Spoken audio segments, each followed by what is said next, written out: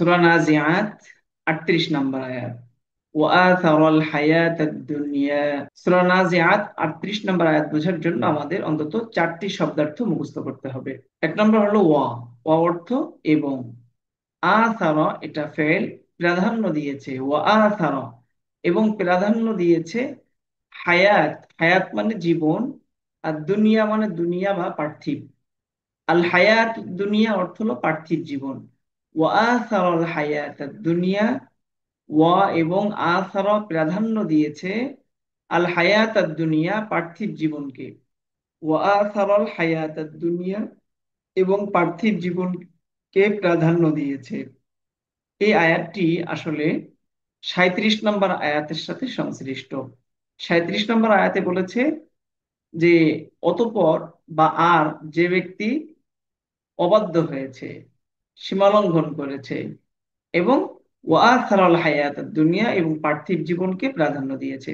এই দুই আয়াত একত্রে অনুবাদ করতে হবে।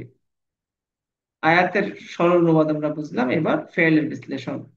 এই আয়াতের মধ্যে মাত্র একটি ফেল ব্যবহার হয়েছে, সেটা হলো আসারা। আসারা এর সিগা ওয়াহিদ মুজাক্কার গায়েব। বহস মাদি মুসবাত মারুফ। আসারা মাদি মুসবাত মারুফ। মাসদার আল ইসার অর্থ প্রাধান্য দেওয়া। মূল অক্ষর হামজা সারা।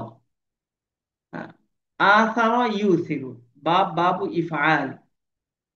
মূল অক্ষরের জাতীয়তা বা জিন্স হলো মাহমুজ, মাহমুজুল ফা। আর আসারা এই শব্দটা পূর্ণ আল কোরআনে 4 বার ব্যবহার হয়েছে। এবার এ আরবের বিশ্লেষণ। ওয়া এটা তো মাবনি, আসারা এটা ফেলুন মাউদি এটাও মাবনি। আর আল হায়াতা মূল শব্দ হলো হায়াতুন। তো হায়াতুন থেকে হায়াতা কিভাবে হয়েছে? পূর্ববর্তী যে আসারা ক্রিয়া এটার মাফউলুন বিহি হয়েছে। মাফউলুন বিহি হওয়ায় নসবের ইআরাব জবর হয়েছে। আর নসবের ইআরাব জবর হয়েছে মাফউলুন হওয়ার কারণে। আর আলিফ লাম থাকার কারণে, শুরুতে আলিফ লাম থাকায় শেষে তানবিন হয়নি। তানবিন হয়নি আলিফ লাম থাকার কারণে, আর জবর হয়েছে মাফুলের কারণে। আর দুনিয়া এই শব্দটি হলো ইসমুন মাকসুর। তো ইসমুন মাকসুর যে শব্দটা হয় সেটা শেষে কখনো এ আরাব প্রকাশ পায় না। তবে এ আরাবের দৃষ্টিকোণ থেকে দুনিয়া শব্দটা হলো এই যে হায়াত, মানসুব শব্দ। মানসুব শব্দ হায়াত, এই হায়াত এর সিফাত হয়েছে।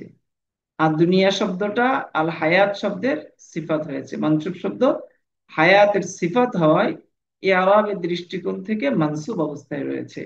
কারণ মৌসুব এবং সিফাত একই রকম এ আরাব গ্রহণ করে।